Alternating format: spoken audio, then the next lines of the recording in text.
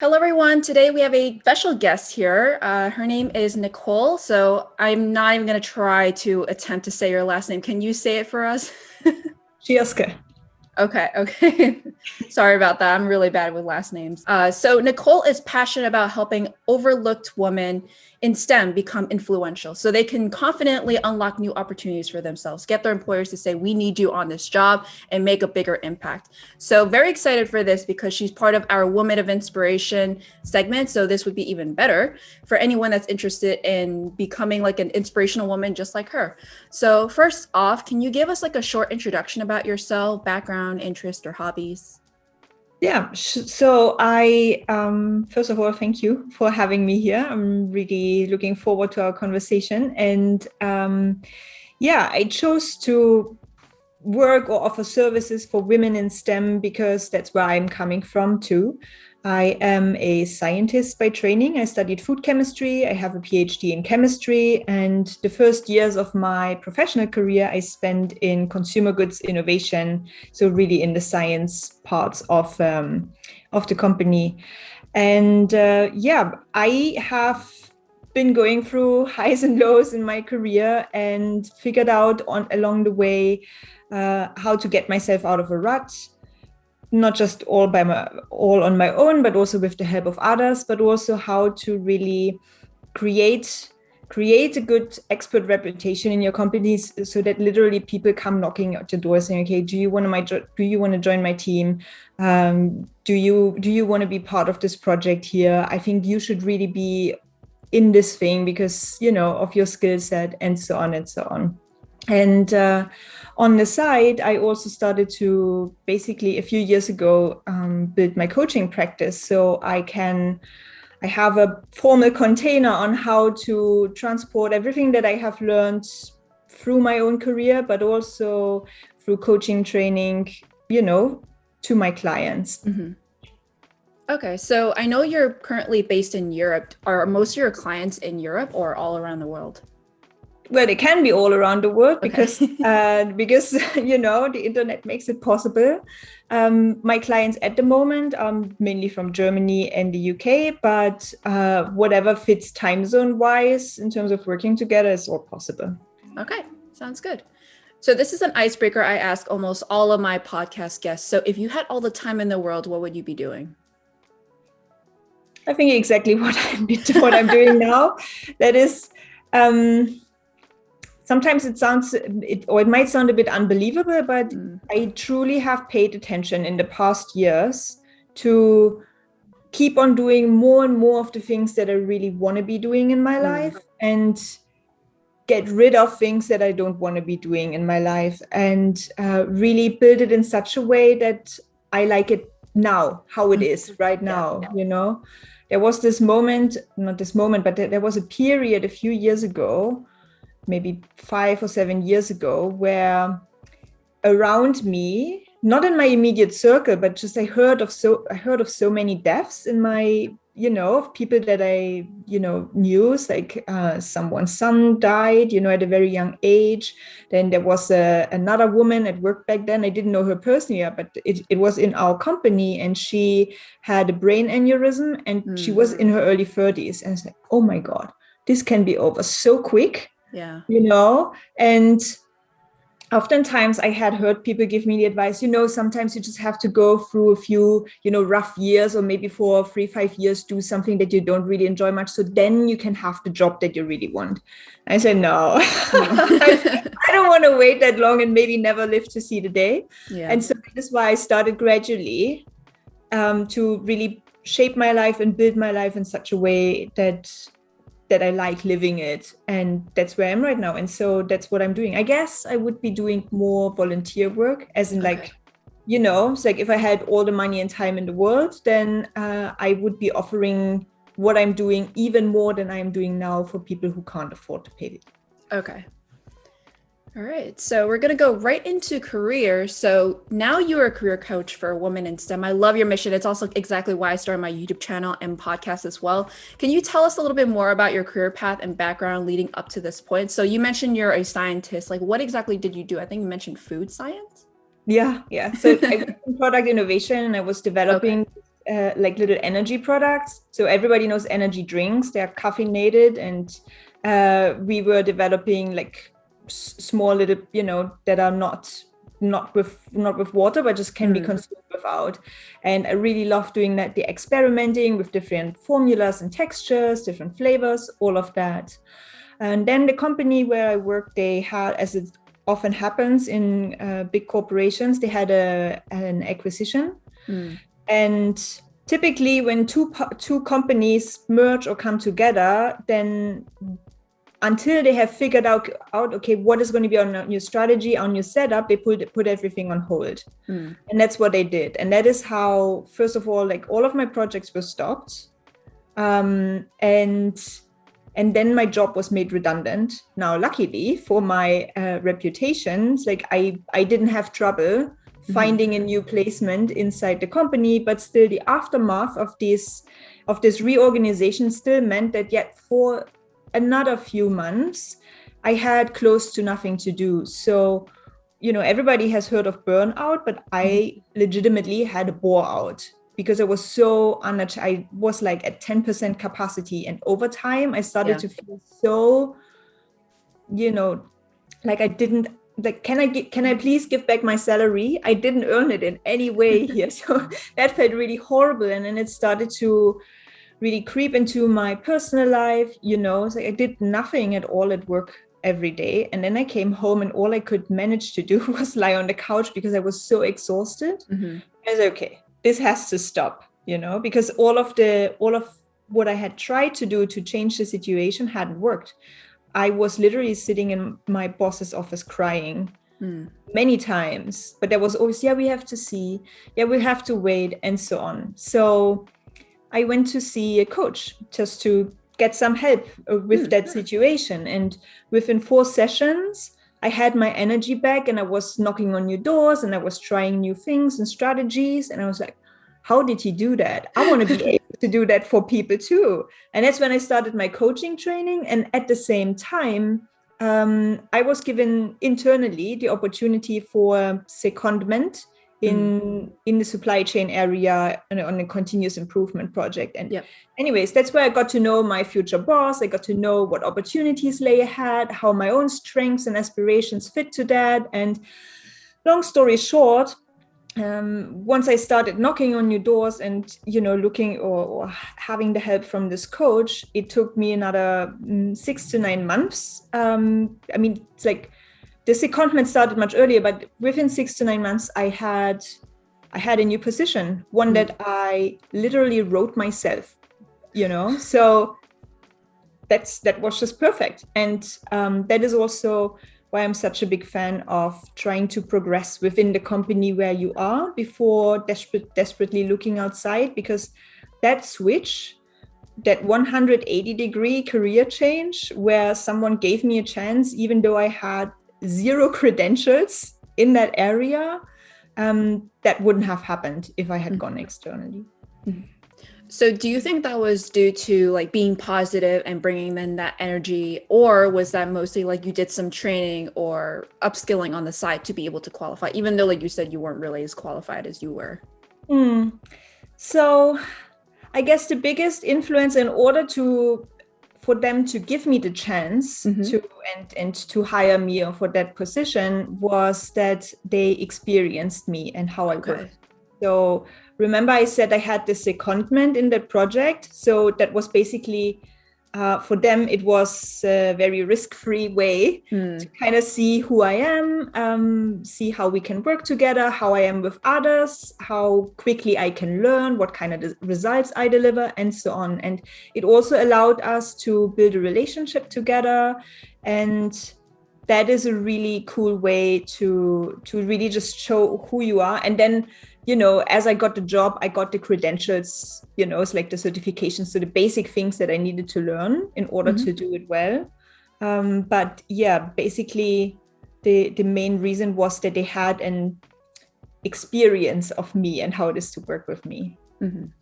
Okay, so I feel like right now in our current generation, a lot of people are more focused on leaving the companies and getting that little salary boost. But I think like what you're saying is that you can stay within the company and then kind of figure out what you want to do within the company. So where do you draw the line of when you go out? Like, and it doesn't even have to be like, oh, the company I'm at is toxic, or maybe like where do you start? Where do you draw the line there? Yeah, it's a very personal decision. But like you said, if you're obviously discriminated against or it's a very toxic work environment, then by all means, leave, go find a better place. But if you think, it's like generally, I really like working with the people here. I just feel a bit under challenged in my current position, or I would really like to try something new, then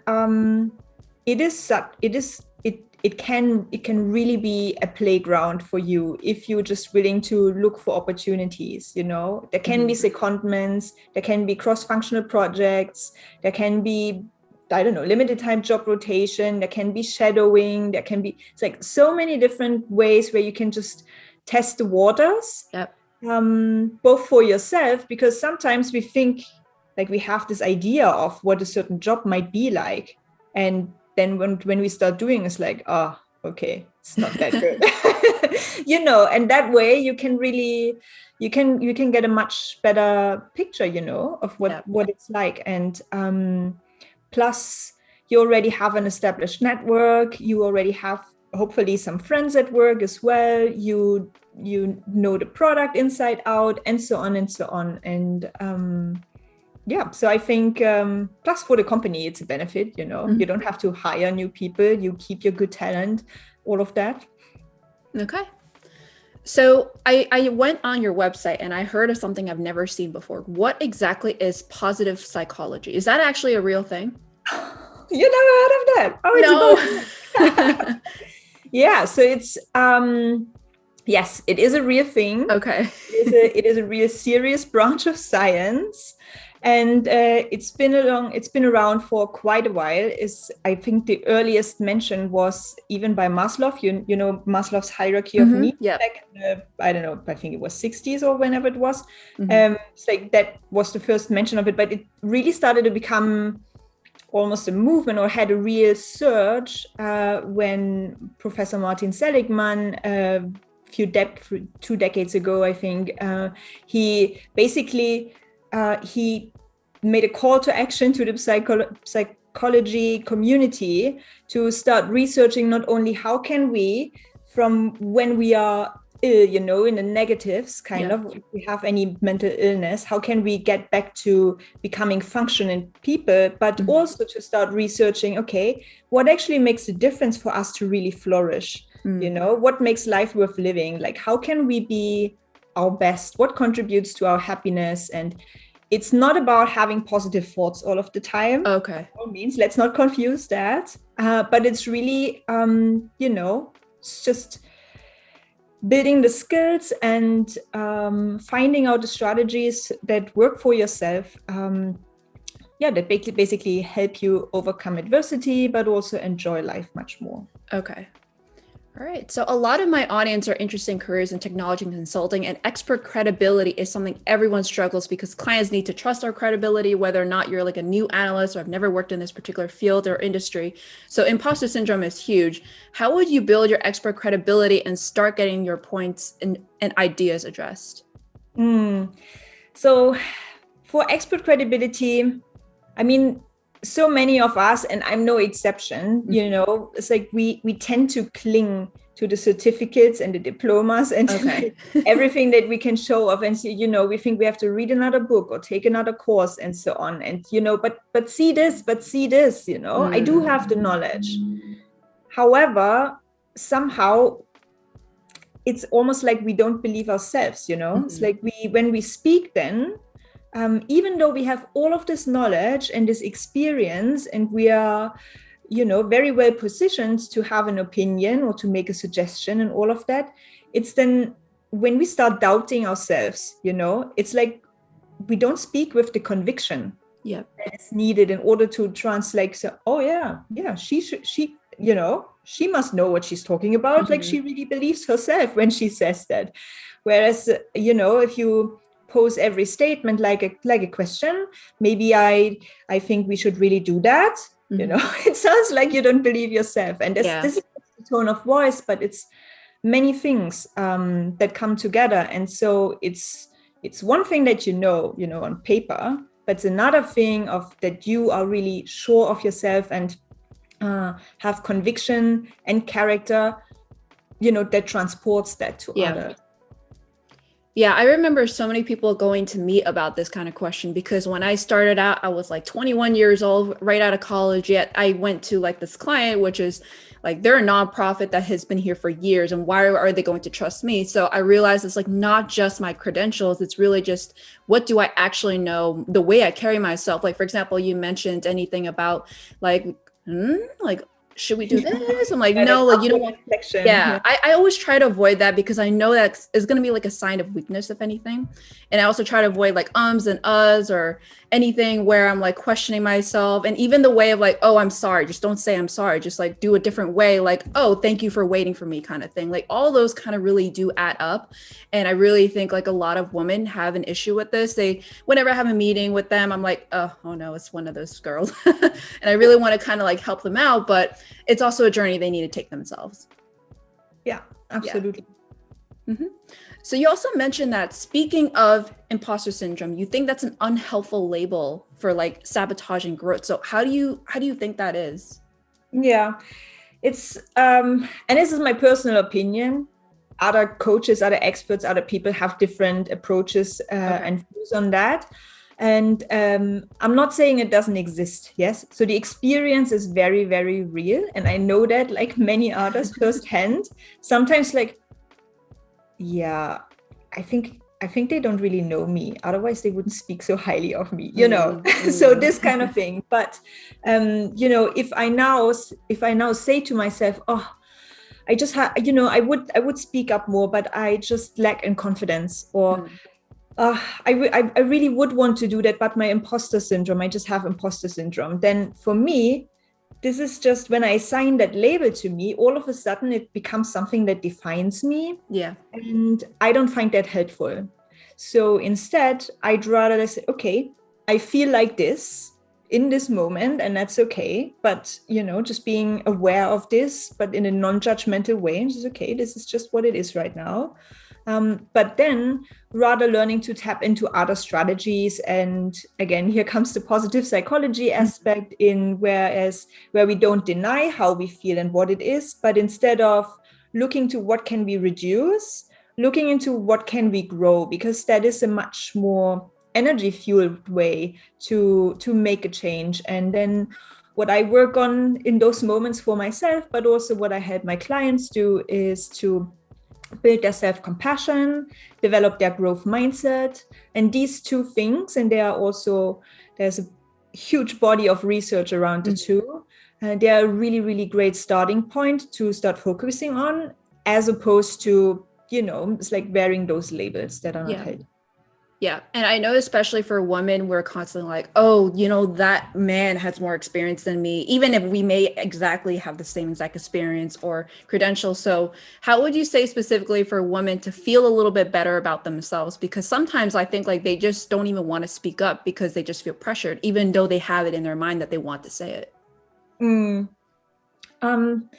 So I guess at the beginning, this is maybe the bad news, feeling uncomfortable in these situations, it will just be a part of it, because we're feeling uncomfortable whenever we do something new. It's just because our brain says, wait, there must be danger here. We have not been doing this before, but we want to do things that, we've always been doing and that are familiar. So anything that's new and unfamiliar will feel uncomfortable. For me, what works for me, and what I also always, do an exercise around that with my clients, is to really just think of the thing that you want to do, even though if it scares you or if it makes you feel uncomfortable or intimidated or anything like that, and find the one very good reason that is meaningful to you personally, why you should do it. And then hold on to that reason for dear life and go and do it. It's when you get invited to speak to give a presentation in front of senior managers, then your overprotective brain will tell you run for your life because you're so nervous and anxious. But if you have a really good reason, you know, because the topic is close to your heart, or because you said, this is my chance to really, you know, show what I'm capable of and all of that, then you will, no matter what your brain tells you, no matter how you feel, you will go and do it because you have a good reason to. Mm-hmm. And that is typically the first place to start. And then over time, you'll get more familiar doing things. And there are other techniques that we can try, digging into why you're feeling so uncomfortable in the first place. But that usually takes a bit more coaching work around that. Yep. And if anyone is listening and watching this would like to have that kind of service, definitely reach out to her. All right. So in the technology consulting community's clubhouse room before, someone has asked before, like, what should you do if someone takes credit for your ideas and efforts? So how would you handle that in a classy way? Because like sometimes I have that issue where it's like I have it, but then it's like a guy or like someone that's like a seniority like doing this. I'm like, oh, well, if I step in, they're going to be like, oh, you're taking the idea, even though it's really my idea in the very first place. So how would you do that in a very polite and classy way? That is such a good question. Such a good question, because I recently had a situation where another woman basically just presented like a huge fleshed out idea that was based on my original idea and without even mentioning me once. And I was very worked up, but I, took some time to say, okay, how important is, what is more important in this moment? That I get to shine, or that idea gets realized. So that is the first decision always for me. It's like, okay, it's like what is really important here? Now, obviously, you don't want to have people do that all of the time. Yeah. So the best thing to do is to get ahead of this and start talking about your work and talking about your ideas and, just getting known for all of that stuff before somebody else can take it from you, so that many other people have already heard you speaking about it. So don't wait. Start sharing what you know, start sharing what you're thinking about, and so on. But then in those moments, I guess it depends obviously on who it is and so on, and how cheeky I feel on that day. I might even make a snide comments like, oh, thank you for like taking my idea further. It's like, I thought you haven't listened the last time I spoke to you about it. It's like, this is a very cheeky answer, but depending on the relationship and if it's okay to have a laugh or something like that, then you can go from that place. You can also always go to that person outside the meeting and saying, hey, it's like, it would have really been great if you could have given me credit, because that was the exact idea that I shared with you earlier. But then, it's like, move on from that. However, if this develops further and it becomes like a big thing, make sure you get your name on this real quick. So you're associated with that in some kind of way. But again, it depends on the situation. It depends on what your style is. But the best thing, again, is like, be very proactive about sharing what you know and who you are. And speaking up for yourself, so do you have any particular tips about salary negotiation as a woman? So I know, like, as you go up, you probably have to say like, oh, I deserve this amount of money for my salary, or maybe if you want to eventually go to a different company.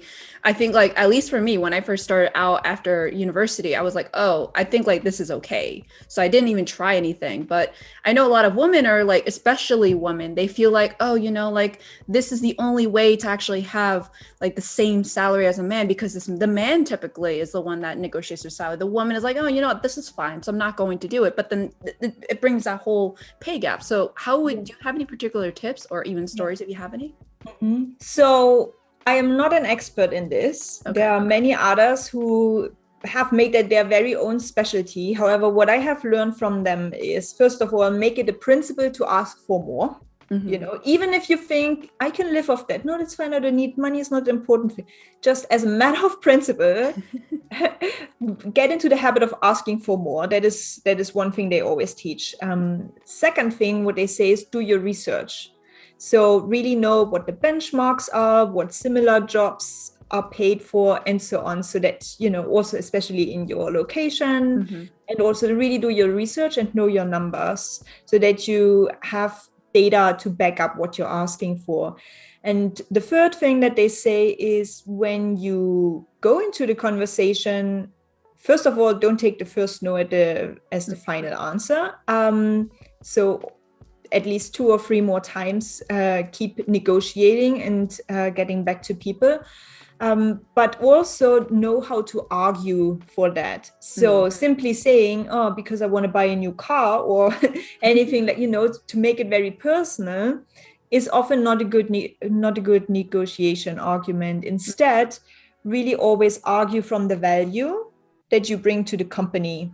So it's like, what are those special skills, special things that you have to offer, those things that are unique about you, that you can bring into that new position, and that, add that extra value that, should be compensated for. So, but I really want to recommend to check out the experts that do that full time, basically.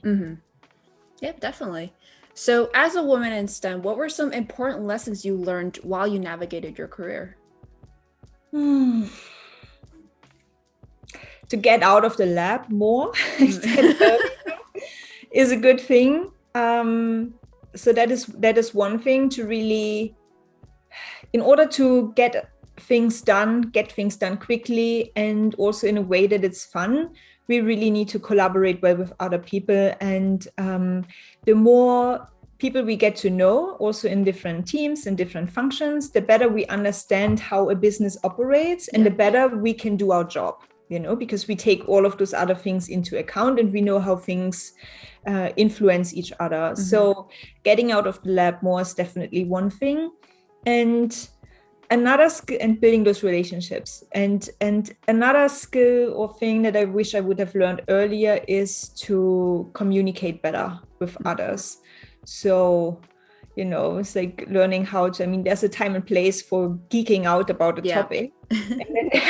And then there's another time and place where you really want to influence or solve issues, and then simply making a data dump and speaking in technical jargon. Not everybody understands that. And and to really tailor how you communicate to who you're speaking to.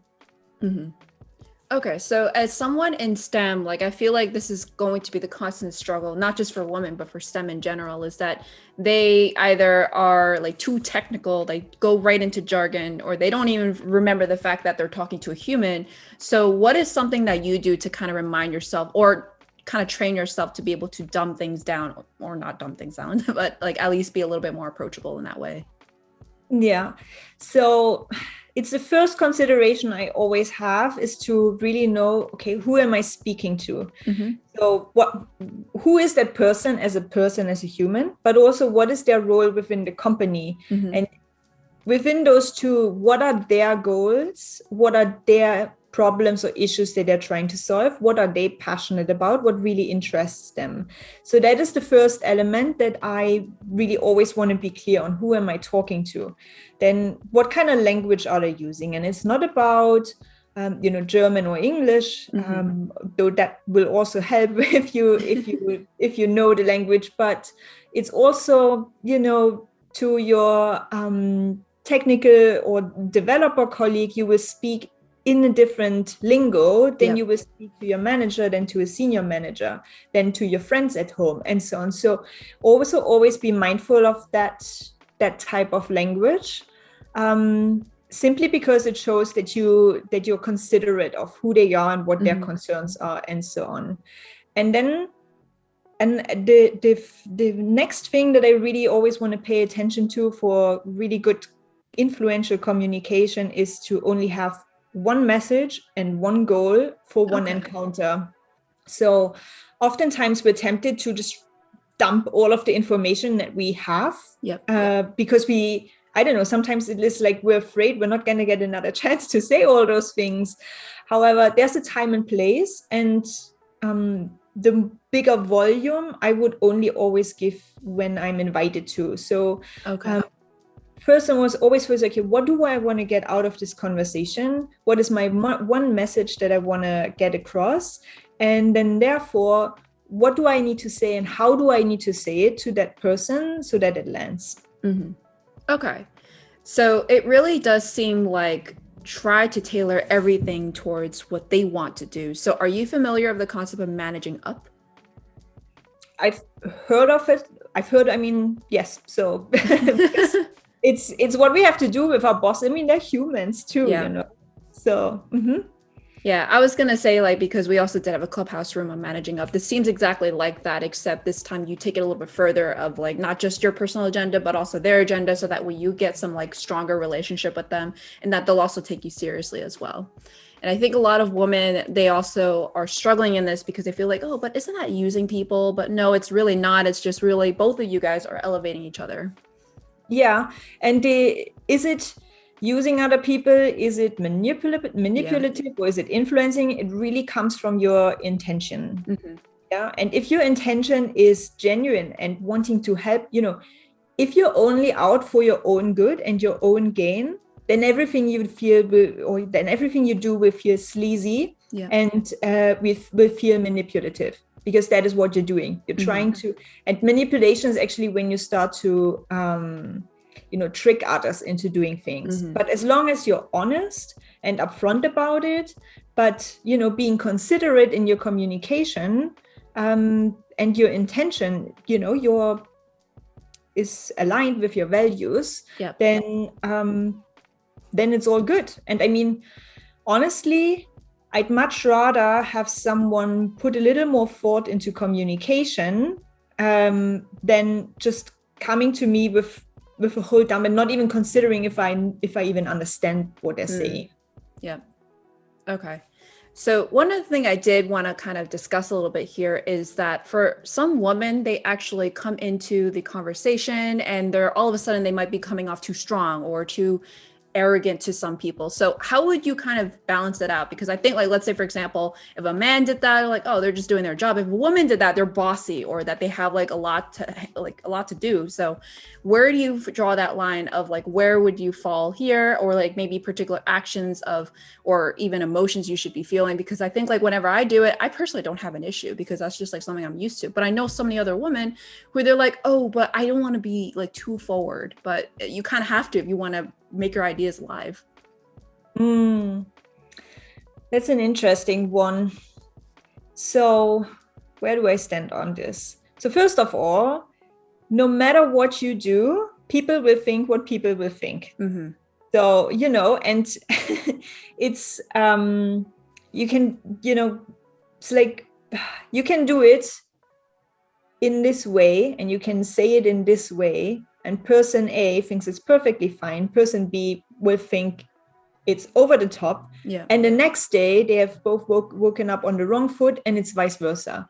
So not to overthink what others will think or do. So, and then in terms of when you get feedback on how you come across, be selective. I mean, listen to all of the feedback, but it doesn't mean you have to take all of the feedback on. And then be selective about if people say, if you see a pattern, and also from people who have the best for you in mind and really give you this well-meaning advice, then I would consider listening to them and start experimenting. How can I change my approach maybe?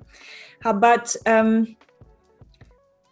it's like you can be assertive and you can be forceful, or it's like stand your ground without being a jerk about it, So what I always recommend is that you can always be kind to people. You can always be, decent and friendly, and you should always try to build a good working relationship with everyone.